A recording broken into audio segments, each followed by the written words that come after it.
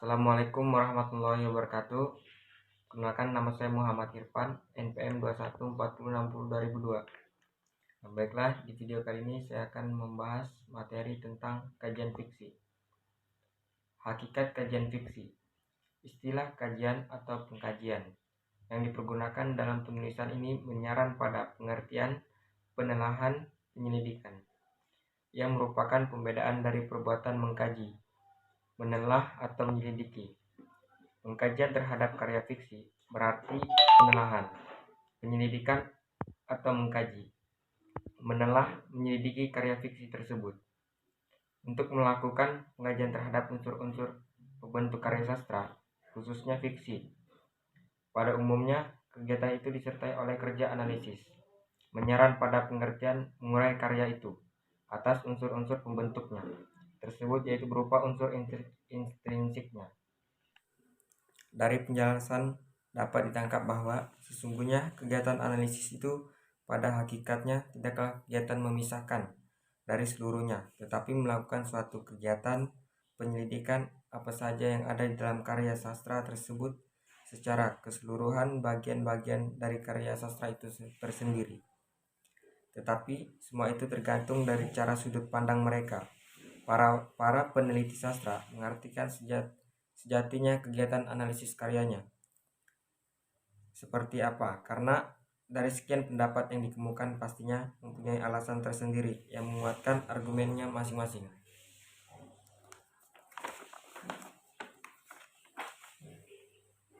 Kerja analisis kesastraan itu dimaksudkan untuk memahami secara lebih baik sebuah karya, merebut, menafsirkan makna berdasarkan berbagai kemungkinannya.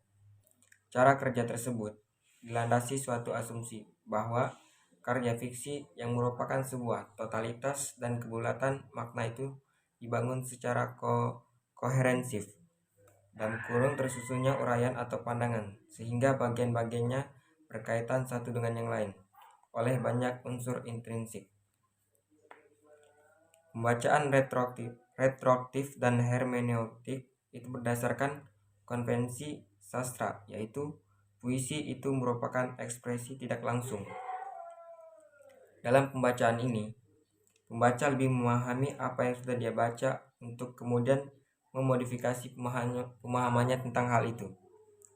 Menurut Santosa, bahwa pembacaan heuristik adalah pembacaan yang didasarkan pada konvensi bahasa yang bersifat mimetik atau tiruan alam dan membangun serangkaian arti yang heterogen, berserak-serakan atau tak gramatikal. Karya sastra, lebih-lebih puisi, ditulis secara sugestif. Hubungan antar baris dan baitnya bersifat implisit.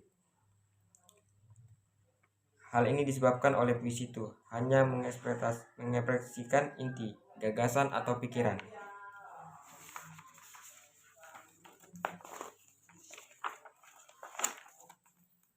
Yang kedua, kajian struktural. Pendekatan struktural dipelopori oleh kaum formalis dan strukturalisme Praha. Ia mendapat pengaruh langsung dari teori Saussure yang mengubah studi linguistik dari pendekatan diakronik ke siakronik.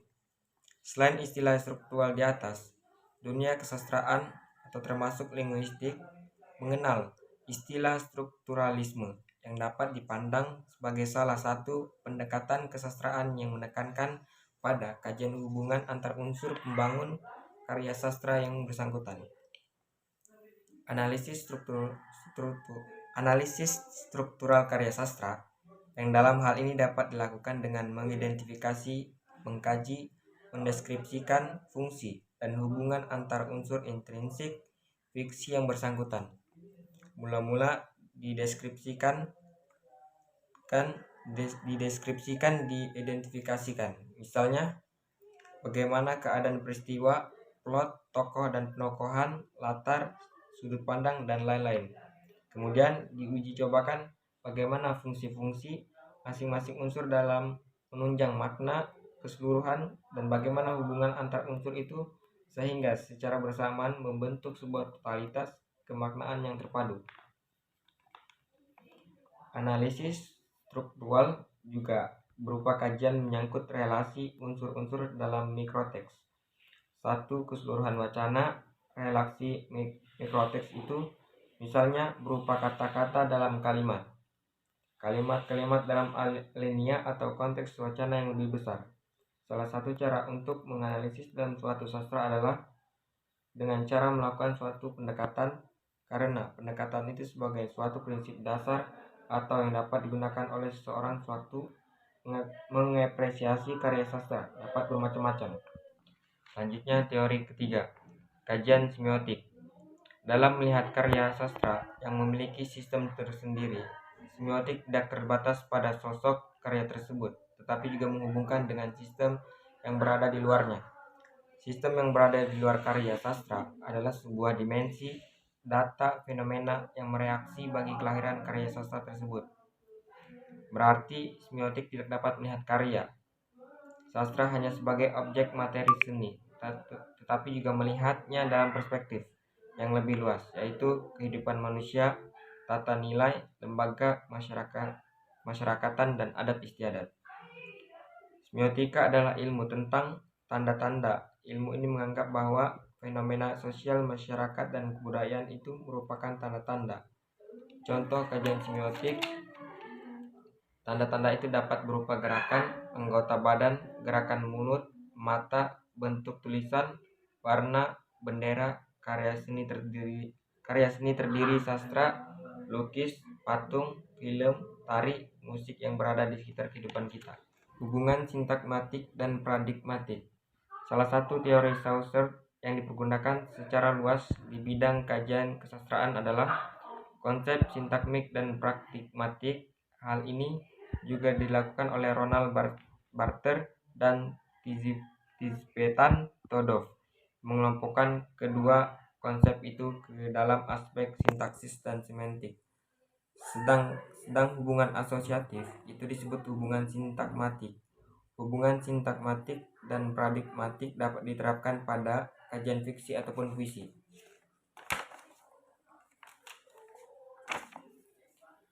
Aristoteles mengemukakan bahwa urutan lebih penting dari kronologis dan berkat kausalitas peristiwa-peristiwa saling berkaitan dan bergerak.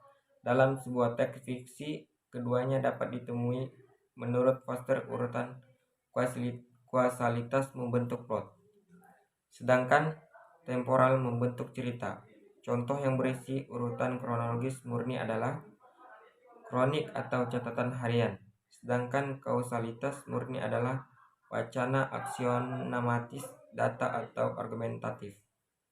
Jadi kajian sintakmatik dalam suatu karya fiksi dipergunakan untuk mendeskripsikan urutan motif-motif dan urutan-urutan cerita, satuan cerita mana yang berfungsi utama dan mana yang sebagai katalisator, serta bagaimana hubungan antar satuan cerita itu, apakah bersifat kronologis kausal. Kajian sintakmatik dan paradigmatik dapat juga diterapkan dalam kajian teks puisi, terutama berhubungan dengan bentuk-bentuk bahasaannya. Materi yang keempat itu kajian intertekstual. Kajian intertekstual dimaksudkan sebagai kajian terhadap sejumlah teks yang mempunyai bentuk-bentuk hubungan tertentu. Misalnya, untuk menentukan adanya hubungan unsur-unsur intrinsik seperti ide, gagasan, peristiwa, plot, penokohan, bahasa, dan lain-lain. Di antara teks-teks yang dikaji, secara lebih khusus dapat dikatakan bahwa kajian interteks berusaha menemukan aspek-aspek tertentu yang telah ada pada karya sastra sebelumnya pada karya yang munculnya lebih kemudian. Tujuan kajian interteks itu sendiri adalah untuk memberikan makna secara lebih penuh terhadap karya tersebut.